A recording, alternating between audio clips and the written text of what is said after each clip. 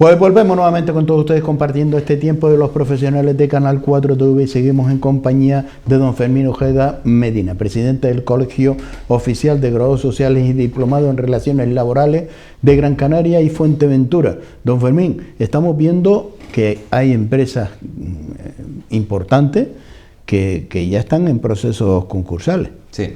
Sí, bueno, ya era algo que se esperaba. Desgraciadamente ya habían empresas que en el 2019 al 20 ya estaban un poco ya tocadas. El 2020 lo único que ha hecho es pues darle la estocada final y evidentemente han terminado en concursales. Y me refiero a las grandes que están por ahí dando sablazos.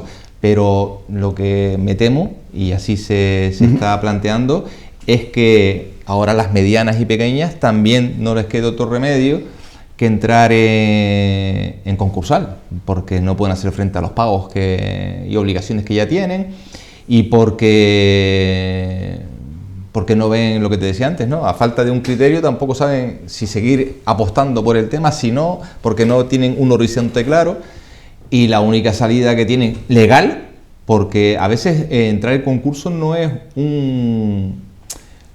algo que lo haga el empresario solamente para no pagar lo que debe, todo lo contrario, muchas veces no, en general es una obligación legal en la que si a su empresa no le solicita ese concurso cuando no tiene las cuentas claras, cuando ya debe más de 3 meses de seguro social, por ejemplo, todas esas deudas se le pueden exigir, o toda esa irresponsabilidad de no pedir el concurso al propio administrador de la sociedad. Con lo cual ya la gente no está por esta labor, y me imagino que lo que deberán hacer sus asesores le indicarán es que aquellas que no sean viables pues tendrán que pedir concurso. De hecho, una de las cosas que se plantean en la subvención que se están dando es que se le darán a empresas viables, ¿vale? Es que las empresas a lo mejor podían ser viables, pero el tanto esperar hace que sean inviables. Entonces ahí yo creo que va a morir mucha gente en el camino, ¿no? Morir, quiero decir, empresas que van a desaparecer en el camino, ¿no? Pero tendremos que afrontarlo y hay que ser positivo también, no todo va a ser negativo, y la actitud debe ser positiva. Yo creo que hay que ser realista, ¿eh? No, más que positivo realista, o negativo, positivo realista. Mire, esta es la situación y aquí que nadie se le esconda nada, porque es que todo lo que hay, lo que estamos palpando, porque hemos hablado de empresas en procesos concursales, pero yo me pongo, fíjate que hemos hablado incluso con el presidente, el secretario general del transporte en Canarias. Oye, es que un señor que hace una inversión, que tenga una flota de 2, 3 guaguas para el turismo, porque se dedicaba al turismo, después el transporte escolar, pero bien, pero no solo con el transporte escolar, alguien que hace una inversión de más de 200.000 euros, que vale una guagua, imagínense que lo hayan cogido con esta situación. ¿Cómo puede hacer frente con el transporte escolar? No lo va a superar. Ese sector ha sido, ¿no? Y que todos nos dedicamos al transporte escolar. El transporte escolar era una parte del transporte, pero luego había la mayoría que se dedicaban pues a hacer las excursiones de los extranjeros y de los transportes que hacían los propios hoteles los traslados de playa, tal, de esto, lo otro, del aeropuerto, esto, lo otro. La verdad que el transporte, vamos, está... O los propios taxistas, que hay taxistas en la zona sur, claro, que trabajan un día o 2 días. Me dirá a mí, con 2 días a la semana, que son 8 al mes, ¿cómo puede hacer frente? Usted oye a cualquier taxista con el que hable y le dirá que esto, vamos, no lo había visto nunca en la vida, porque el aeropuerto ya no es ninguna ganga, en el sentido, antes se peleaba todo el mundo por estar en el aeropuerto, ahora te puedes pegar horas ahí hasta que, cuando hay aviones. Cuando venga una.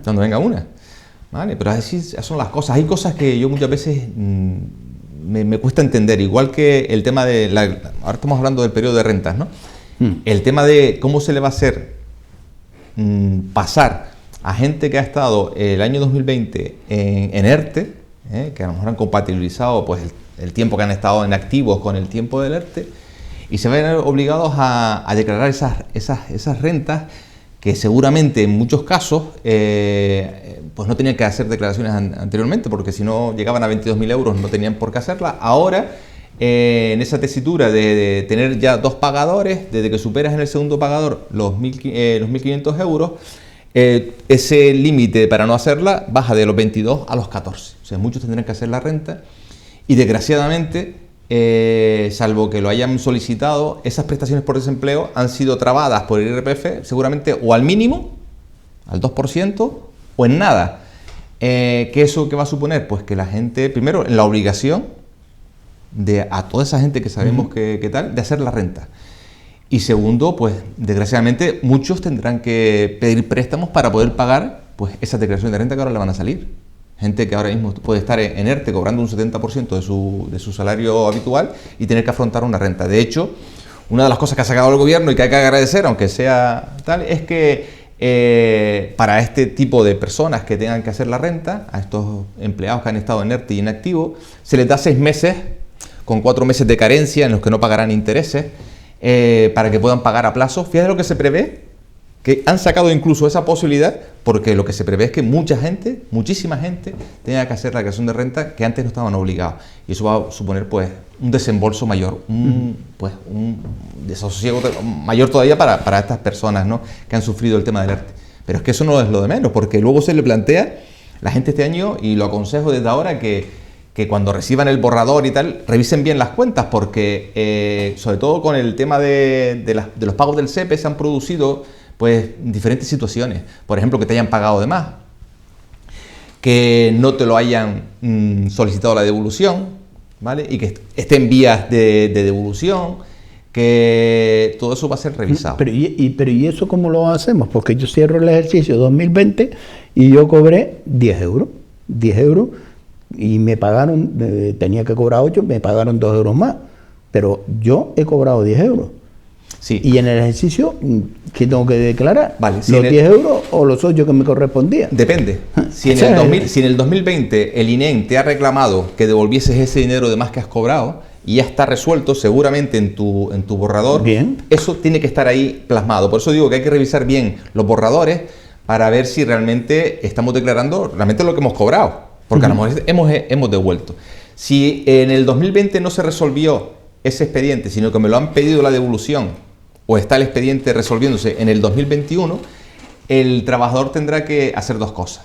Si el expediente estaba resuelto y ya el SEPE ya ha determinado cuánto es lo que tenía que devolver, pues bueno, como ya yo sé, aunque no lo he devuelto todavía, pero ya sé cuánto es lo que tenía que devolver, pues en la renta yo pongo menos importe, pongo el importe realmente que yo he cobrado. Y si no lo sé, pues tendrás que hacer la renta con los datos que tengas, y luego pues pedir la rectificación y pedir la devolución de lo que hayas pagado de más son los supuestos que hay. Eso es así, pero es trabar al ciudadano, al trabajador con una carga ahora burocrática, incluso de tal que no sé. Pero hay una cosa, don Fermín, muchas personas, y caemos en ese desliz, podemos decir desliz, porque hacemos confianza, ¿no? Pedimos la cita previa en Hacienda porque no hay declaración de renta, pero hay un flequillo y hay una línea que nos olvidamos rápido, ¿eh? Pero hay que estar muy atentos. El funcionario de turno no se hace responsable de los datos que maneja y la declaración que hace. No. Ellos hacen la declaración bien, pero si hay algún error o cualquier tema, no tenemos esa seguridad, por lo cual esa desconfianza tenemos que exigirla. Oye, mira, que tengo estas dudas, tengo este tema, pero míreme esto, porque... Pero ni que te lo haga Hacienda, ni que te lo haga, ni que confirmes el borrador, simplemente... el borrador puede venir erróneo, puede venir con datos que no... El borrador te lo dice claro, que ellos no se hacen responsables. Exactamente, la responsabilidad siempre será responsable del declarante. Efectivamente. Usted sabe cuánto ha cobrado de verdad y cuánto es el tema, y usted es el obligado a declarar lo que usted ha cobrado. Si yo le doy una información para facilitarle a usted la tarea de hacer la renta, eso no le exime a usted, o le hago la renta yo, que soy Hacienda, cita previo, se sienta allí y yo le hago la renta con los datos que están aportados. Si usted tenía datos que no me ha aportado, ese es su problema. Siempre será el problema del contribuyente. Del contribuyente. Eso funciona así. Eso es esa incertidumbre siempre que hay con el tema. Pero bueno, se supone que la administración, esos borradores, no todos se equivocan. Pero ahora sí que hay un problema con el tema del SEPE. Y por eso dije de revisar bien los borradores. Normalmente el borrador no se equivoca. Y suele estar todos los ingresos financieros, el rendimiento del trabajo.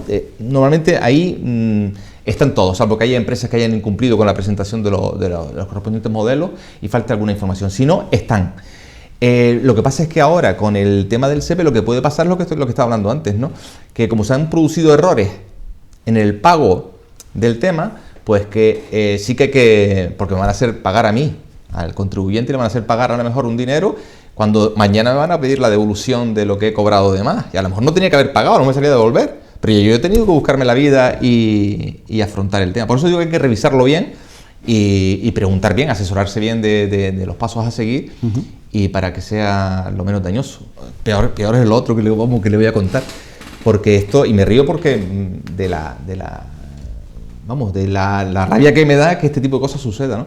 Pero es que, ¿sabes qué? Está el tema del mínimo vital, la gente que ha cobrado el mínimo vital. Pues esta gente, ya por el propio Real Decreto que estableció el mínimo vital, ya establecía que, aunque el mínimo vital, la renta, está exenta, no tributa a Hacienda, el que la perciba tiene que declarar. O sea, le estamos exigiendo a una persona, que muchas veces los que cobran esta renta son gente que no tienen recursos y todo el tema, le estamos pidiendo, primero, que haga la renta. Segundo, que pague por hacerla, o que se la haga, o que la haga por internet o tal. Pero no nos damos cuenta de que la mayoría de las personas no tienen certificados digitales, no tienen ordenadores, o no tienen móviles para hacer este tipo de gestiones, o no tienen conocimientos para hacerlo. Le vamos a hacer a esta gente obligar a hacer un trámite que no vale absolutamente para nada. Yo me imagino que será por cuestiones estadísticas, para saber, porque ya digo, la renta está exenta, pero no tiene sentido. Pero la estadística la tenéis. ¿Cuántas personas le hemos dado el salario mínimo vital? Pues a 30. ¿Y cuánto han cobrado los 30? Pues tanto. Claro, pero si no estaban obligados a hacer renta y todo el tema, a lo mejor con esto quieren saber si han cobrado cosas de otro sitio, o qué importes han podido cobrar de otros estamentos donde no haya llegado quizás a los límites. Sabes que el mínimo vital lo puedes cobrar incluso habiendo cobrado de otras empresas, ¿no? O teniendo a lo mejor pues otro tipo de ingresos que no son tantos, pero bueno, que has podido compatibilizar temas. Creo que es un tema estadístico, no tiene sentido. Si no, vamos a ver, si solamente recibo eso y no tengo otro tipo de ingresos, ¿por qué me obligas a hacerlo? Porque lo que podemos encontrar es que si no la presentamos, podamos tener incluso una sanción por parte de Hacienda, que yo creo que eso al final no se producirá. Vamos, imagino que no se producirá, pero la obligación existe. Sí. Pero la obligación aquí existe. No hay que probar suerte. La obligación existe. Aquí tiene que hacer la declaración. La obligación existe, con lo cual, pues, ahí está el tema. Son tiempos convulsos, tiempos pero tiempo convulso, y va a ser tiempo de eso. La verdad que va a haber situaciones muy desagradables por muchas personas que van a hacer declaración de la renta, porque es algo que no estábamos acostumbrados, que es los dos pagadores, y ahora viene el susto. Sí, el susto que vamos a tener, que alguien dice, bueno, pero es que yo el año pasado hice la declaración de la renta, cobré mucho más y me devolvió, y en esta declaración de la renta está equivocado el señor que me ha hecho la declaración, o la señora que me ha hecho la declaración, me sale a pagar. Esto es que no se enteran. Ya nosotros nos llama mucha gente, ¿no? Mira, ¿cómo es posible que el borrador me salga tanto? Que la quiero confirmar y me sale tal.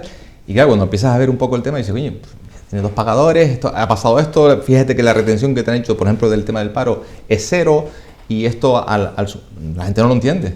La gente no lo entiende porque, como dices tú, o bien no estaban obligados a hacerla, o la siguen y les salía a devolver. Que hay también en la sociedad algo que muchas veces no son dos o tres, sino que hay mucha gente que cree que Hacienda devuelve o te paga.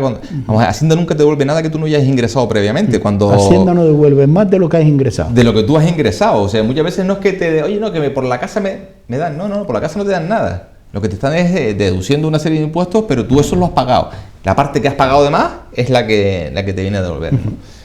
Y muchas veces incluso no entiendo que la gente nos pide, no, yo quiero que me retengas más.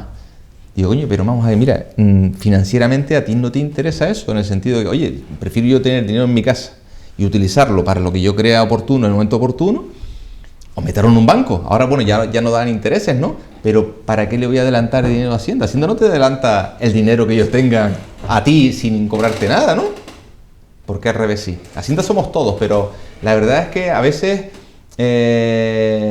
no se trata a todo el mundo igual. No todo el mundo paga los mismos impuestos, no todo el mundo está sometido a la misma presión. Creo que se somete a una presión mayoritaria a los menos que tiene, ¿vale? Porque es mucho más fácil controlarlo. Es que yo digo, ¿quién fue no le digo el inteligente, pero sí el astuto, ¿no? Porque esto, la verdad que esto fue orquestado, ¿no?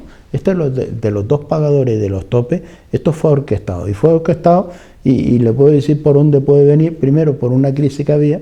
Sabemos que todos los ciudadanos, pues la inmensa mayoría, pues tenía que tener dos trabajos. Y otro de los temas era que los empleos no eran continuos, sino discontinuos. Por lo cual, sí o sí, como mínimo, estaría a lo largo del año con dos empresas. Había un grupo de trabajadores que, si no tenía dos empresas, iba a ir al paro, que también se contempla como otro pagador. Por lo cual, esta artimaña fiscal de recaudación era escallar y pasarlo de 22 a 14, pues es una sangría. Es una sangría. Yo me imagino que evidentemente detrás de todo este tipo de movimientos a la hora de fijar un tributo o fijar las condiciones del IRPF... No pensar en el contribuyente. Yo creo que siempre se pensará en cómo recaudar. En cómo recaudar. Vamos a recaudar. Y no en el tema a lo mejor del pobre contribuyente, ¿no? Pero bueno, es obligación de todos los españoles contribuir, todos tenemos que contribuir, pero Bien. sí es verdad que en una medida justa... Pero no se entiende, don Fermín, no se entiende. Yo lo podría entender. Y con servicios, porque lo peor de todo es pagar y no recibir a lo mejor los servicios adecuados. Es que yo lo podría entender. Usted imagínese que yo podría entender que, y digo, bueno, si el que más gana, que el más pague. Eso podría ser razonable, ¿no? Yo podría entender que tiene usted dos pagadores. Sí, mire, 365 días usted estuvo trabajando en la empresa A y los mismos 365 días estuvo en la empresa B. Tiene usted dos trabajos, pues podríamos contemplar. Pero un señor o una señora que estuviera en la empresa A y desgraciadamente el día... Fíjese por dónde, lo voy a poner claro. Tranquilamente, el 30 de octubre lo mandó al paro. Sí, sí. Ya tiene dos pagadores, ya tiene dos pagadores. Si ha cobrado más de 1.500, que sí. Que sí lo va a cobrar. Con el tema de tal, pues ya tendría una situación complicada. Ya la devolución se le convierte en positivo. Y lo malo de todo esto es que poco podemos hacer salvo comentar, como estamos comentando aquí, lo mal que lleva el tema, ¿no? Porque realmente... Pero es algo increíble que ahora van a tener que ustedes todavía esforzarse mucho más, porque va a venir el cliente o el ciudadano, porque ustedes dicen, nosotros no somos una ONG. No, perdone, pero yo creo que sí, porque se han convertido en una ONG, porque si fueran a cobrar el dinero que tienen que cobrar, pues imagínense. Pero hay muchas personas que se acercan a los grados sociales que han hecho una labor solidaria, porque no solo con los clientes, sino con las personas que ven en esa situación, le tiende incluso la mano, para buscar, estudiar. Vamos a empezar a hacerle el CNI a la persona para ver dónde puedo buscar para poderte desgravar, porque hay una ley, porque hay un párrafo o hay esto que se puede aplicar y no te lo están aplicando, porque eso es, la verdad, estar estudiando día y noche. Sí. De todas maneras, no nos queda otro remedio, porque nos dedicamos a asesorar. Tanto la obligación nuestra moral es que cuando un cliente se sienta en nuestros despachos, es que primero que se fíe de nosotros, y para que dar esa señal de fiar, pues tenemos que realmente estudiar y dar una garantía de lo que tal. O sea, montar un despacho y asesorar a la gente es un tema muy serio. Le podemos estar haciendo ganar mucho dinero o perder mucho dinero. Por tanto, es un tema que requiere eso, requiere responsabilidad y dedicación.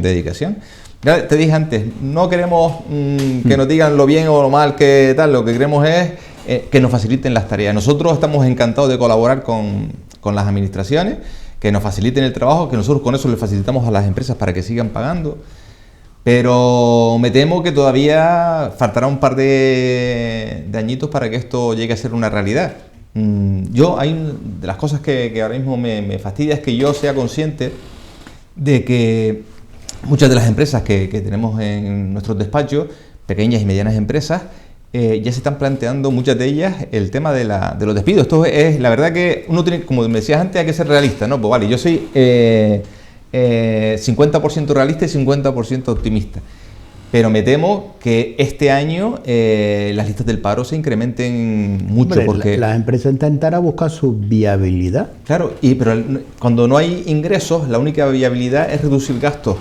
Y el mayor gasto de muchas empresas, porque tú para poder vender papas tienes que comprar papas. Pero a lo mejor para vender esas papas, antes tenías 2 trabajadores que te ayudaban y todo el tema, y ahora dices tú, pues te pegas, en lugar de 8 horas trabajando, te pegas 24 horas trabajando, pero no contratas, porque no puedes. Porque no puedes. Porque la luz la vas a tener que pagar, el agua ahí no vas a poder recortar. Y donde siempre se tira es la seguridad social tampoco la vas a poder recortar. No, tampoco, ahí de hecho se ha incrementado. Se ha incrementado. Salvo que despida, que es otro de los temas también. En esta situación se le incrementa la cuota del autónomo. pero esto es... Esa es otra, lo de los autónomos, otro también que mucha gente no lo ha tenido en cuenta, hay que tenerlo en cuenta, ¿no? Hay una ventaja, y es que hay que tenerlo también muy claro, y es que los autónomos han recibido durante el año pasado, en algunos periodos, cese de actividad. Ese cese de actividad también tienen que declararlo, ¿vale? Es verdad que el autónomo no tiene límites, el autónomo tiene que hacer renta siempre sí o sí. Haya ganado 1 euro o haya ganado 50.000. Pero sin embargo esta vez han hecho algo, entre comillas, posiblemente podemos considerar positivo, y es que lo que hayan percibido como cese de actividad, esa prestación que se le dio a los autónomos, ahora lo declaran como rendimiento del trabajo y no como actividad profesional.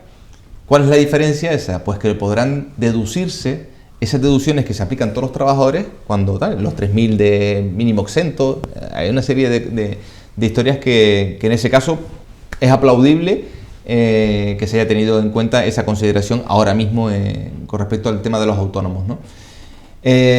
No todo es del todo negativo. Hay que poner sobre la mesa siempre lo positivo y lo negativo y sacar pues con las conclusiones que nos permitan tirar para adelante como podamos con todo esto, ¿no? Pero sí es verdad que hay que pasar esta situación que es complicada. No sé cómo... Yo hoy salía del CEMAC, ¿sabes qué es el órgano de conciliación administrativo? El paso previo a ir a los juzgados. Y allí estamos ya hablando compañeros, porque ya esto no pasa en todos los despachos, la lista de la gente que va a ir al desempleo, la gente que va a ser parada, la gente que va a entrar en concursal, como dices tú, que va a pasar de ERTE a ERE. Sí, muchas empresas ya medianas, ya no las pequeñitas harán despidos objetivos, pero las empresas medianas harán ERE y se tendrán que negociar eso a 33 o menos incluso, porque... Según la viabilidad de la empresa. Según el tema. Y esa es la realidad, que tenemos presente para mañana. Por tanto, insisto, yo aprovecho si esto lo ven los políticos, que hay que pisar la calle, hay que hablar con los autónomos. A mí me consta que hay determinados funcionarios dentro de la administración o políticos dentro de la administración que realmente han pisado la calle y saben de lo que estamos hablando. Entienden cuando un empresario se queja o cuando un empresario hace una huelga ahí porque le mantiene el restaurante cerrado. Lo entienden porque conocen el tema. Pero también es verdad que muchas veces la política se hace desde despachos donde no se tiene una conciencia real con lo que está pasando en la calle, con lo que necesita ese trabajador o con lo que necesita ese empresario. Y la verdad que da mucha pena. ¿No crees que en la política se aísla y no cuenta con los sectores? Por ejemplo, para el tema oye, pues vamos a sentarnos con los representantes, presidentes de los trabajadores sociales, que todos sean en esa mesa de trabajo, que estén todas las piezas para poder tomar una decisión fuerte. Yo estoy convencido que eso es así. Nosotros ya lo veníamos diciendo desde el año pasado, incluso desde el Consejo de Trabajadores Sociales de España se mandó a la ministra pues un requerimiento en ese sentido, ¿no? De que, oye, que cuenten con nosotros para ver, igual que cuentan para adoptar temas fiscales con los asesores y todos los asesores fiscales, igual con los temas laborales con los graduados sociales, porque conocemos al pequeño empresario.